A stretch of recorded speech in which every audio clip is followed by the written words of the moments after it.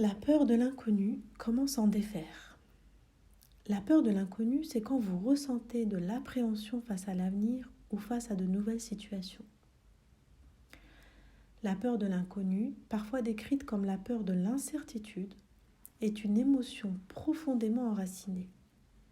C'est la réaction naturelle de notre esprit à la vue ou à l'approche de défis ou de changements pour lesquels nous n'avons pas encore d'expérience, de certitude ou de résultats prouvés.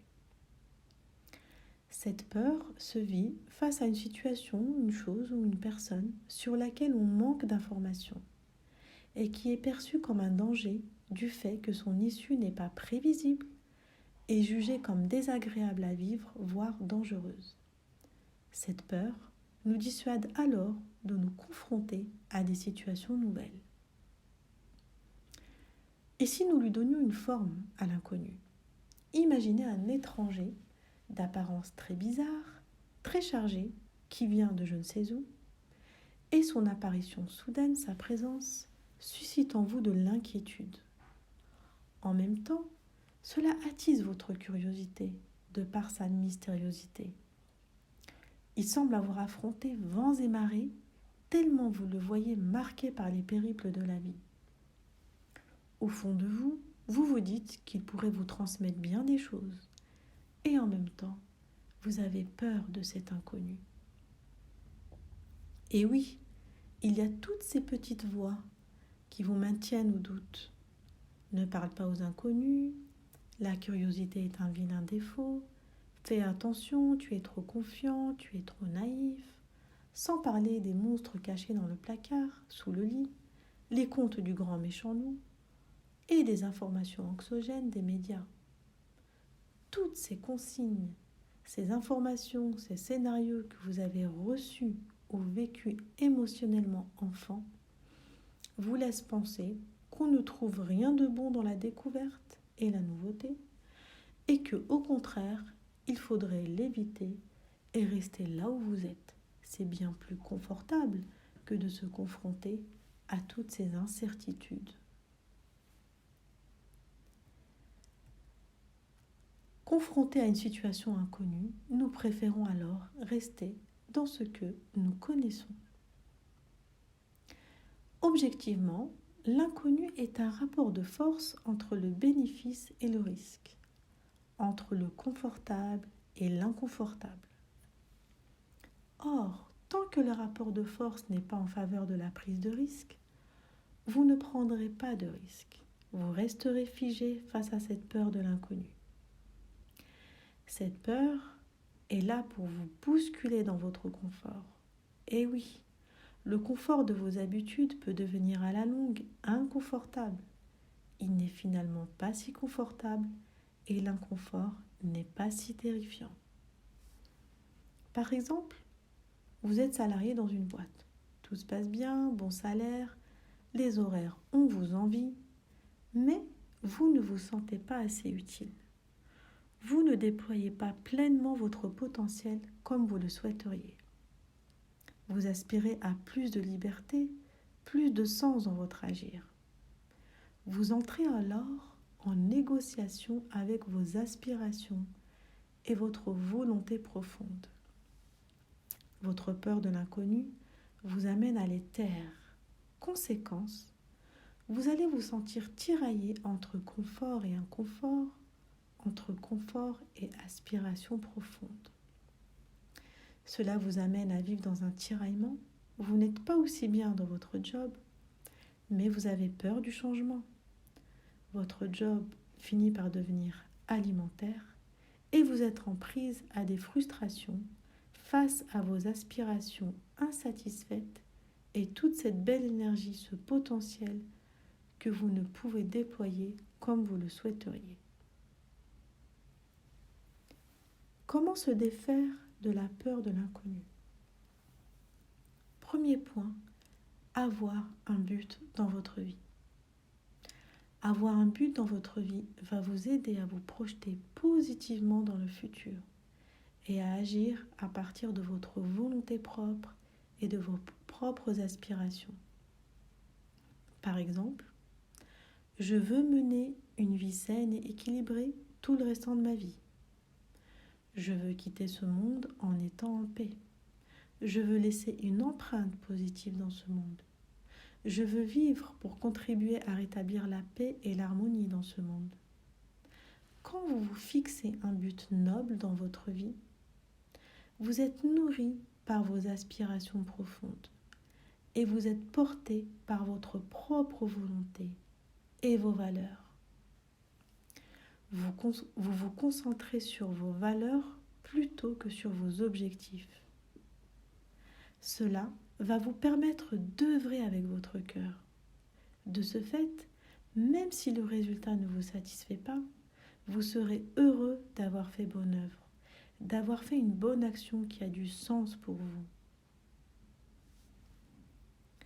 Troisième point, rappelez-vous que tout ce qui existe sur cette terre est changeant et que vous n'êtes pas fait pour stagner, c'est contre nature.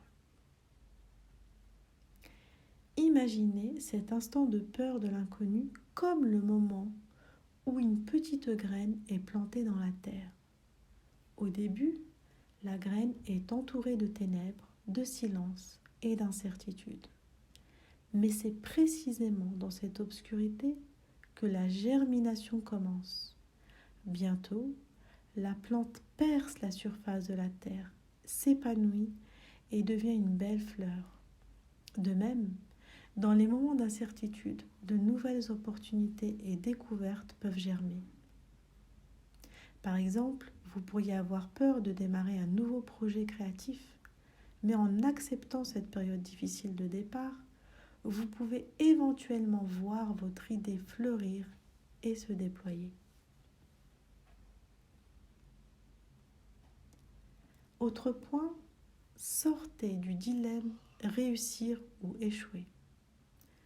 Pour nos esprits prudents, l'inconnu laisse place au doute et nous amène dans une projection binaire.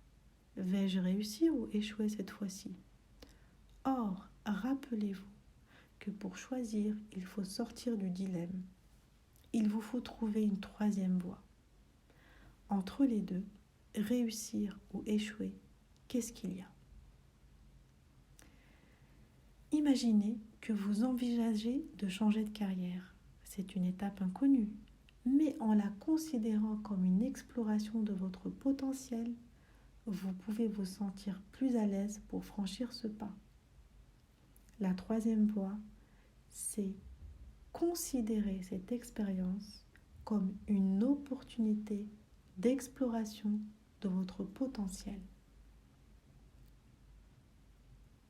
Autre point, rendre l'inconnu connu en engageant des actions concrètes.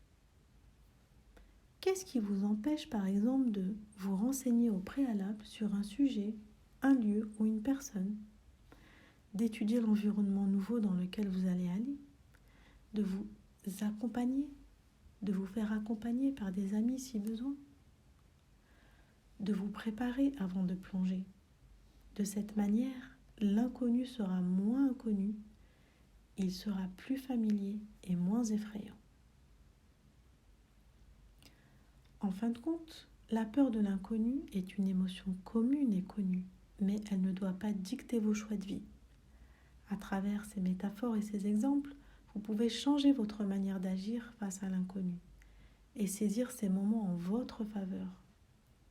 Vivez la vie comme une aventure où chaque défi et situation inconnue est une opportunité de croissance, de découverte et de transformation. Alors la prochaine fois que vous vous tenez au bord de la forêt obscure de l'inconnu, où les sentiers sinueux se mêlent à l'obscurité, vous saurez que l'exploration de ce sentier vous mènera vers de nouvelles découvertes, des aventures passionnantes et des trésors inestimables. L'inconnu vous fait sortir de ce que vous connaissez pour explorer de nouveaux chemins de croissance et forger votre courage. Vous commencez alors à faire de votre peur une alliée. Mais qu'est-ce que la peur ? La peur est une émotion qui permet notre survie. Elle a toujours permis à l'être humain d'affronter des situations dangereuses et de s'en sortir. Se confronter à une situation menaçante nous permet d'apprendre. On se souvient du danger qui nous a menacés et de la façon dont on l'a surmonté. La peur est donc un puissant vecteur d'action. Elle nous pousse à agir. Or, beaucoup de nos peurs ne sont pas fondées, ne sont pas réelles et prennent forme par notre imagination suite à des expériences mal vécues. Nous créons nos propres peurs. La peur s'initie dans nos esprits comme une ombre. Elle tente de nous paralyser. Il ne s'agit pas de s'efforcer de la vaincre, mais plutôt de la dompter. Il s'agit dans un premier temps de comprendre comment naviguer dans l'océan de votre vie, tout en faisant face aux vagues et aux tsunamis, en ayant le courage de plonger dans les profondeurs de l'océan, dans les profondeurs de vous-même. Vous allez explorer ces parties obscures et ces parties perlées, abandonnées. Quand vous êtes en proie à vos propres peurs, acceptez de rester un moment avec vous-même. Prenez un thé avec vous-même en regardant votre peur en face et questionnez-vous. De quoi avez-vous peur exactement?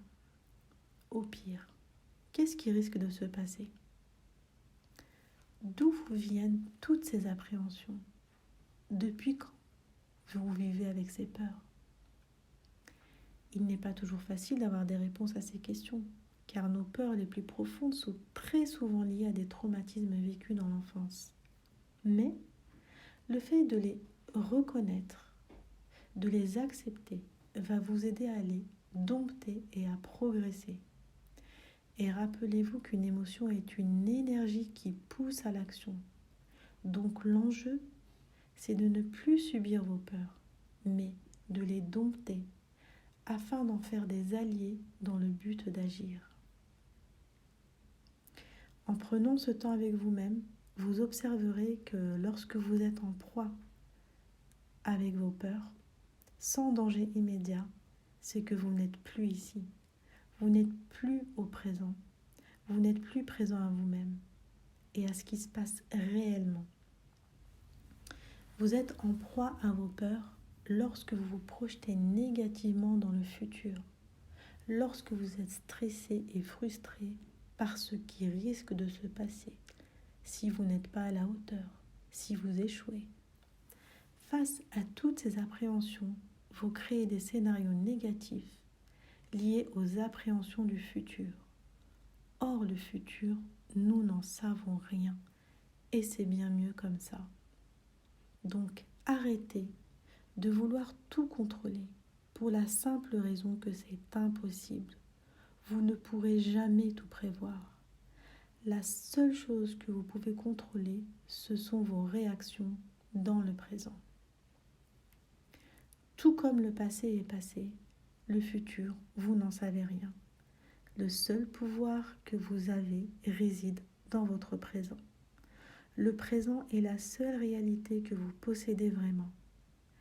Il est un temple où la peur ne peut exercer son pouvoir, puisque l'émotion du présent, c'est la joie, et son sentiment, le bonheur et la gratitude. La peur vient de ce que nous ne pouvons pas changer, de ce qui ne dépend pas de nous. En dépensant de l'énergie sur ce qui ne dépend pas de vous, vous nourrissez vos peurs.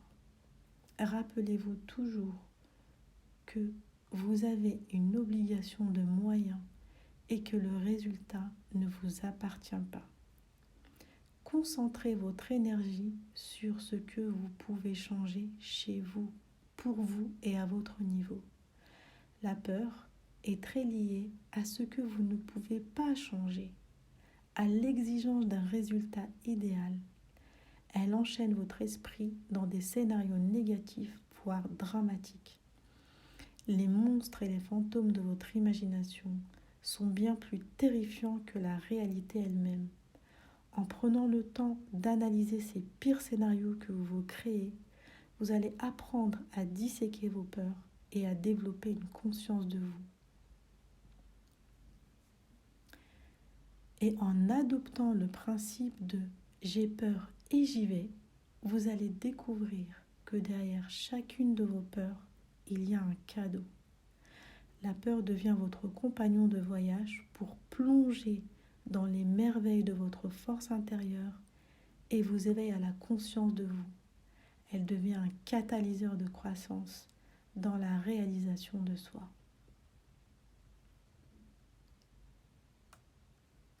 Qu'est-ce que la peur de l'échec et comment s'en défaire ? La peur de l'échec, c'est craindre le résultat d'une action au point de ne pas oser agir. Les personnes qui ont peur d'échouer laissent passer beaucoup d'opportunités sous leur nez. La peur constante de l'échec peut venir briser sa disposition naturelle à croître. Rester avec la peur de l'échec va atrophier ce muscle psychologique qui est la confiance en soi. Créer constamment des stratégies d'évitement par peur d'échouer, c'est choisir de rester débutant et de ne pas se donner les possibilités de grandir. Cela comporte aussi le risque de développer de l'anxiété. Tant que l'échec est appréhendé, l'émotion qui va l'accompagner sera la peur. Alors, comment s'en défaire ? Reconsidérer l'échec et adopter cette conviction que les erreurs et les échecs sont de merveilleuses opportunités d'apprentissage. En considérant l'échec comme un élément de votre vie, vous allez réévaluer votre manière de faire, vos procédés, pour vous améliorer constamment. Vous serez plus à l'aise pour prendre des risques et vivre de nouvelles expériences enrichissantes et pleines d'apprentissage. Thomas Edison a dit « Je n'ai pas échoué. J'ai simplement trouvé 10 000 solutions qui ne fonctionnent pas. » Pour que ça marche, pour trouver le bon procédé, ça passe par l'échec. Combien de fois nous sommes tombés avant de savoir marcher ? L'inventeur de l'aspirateur sans sac, James Dyson, a engagé plus de 5000 essais, 5126 tentatives infructueuses avant la bonne, la 5127e. Et le courage, c'est cette foi en soi qui nous permet d'accomplir ce qui est honorable pour nous, malgré la peur de l'échec ou de l'erreur.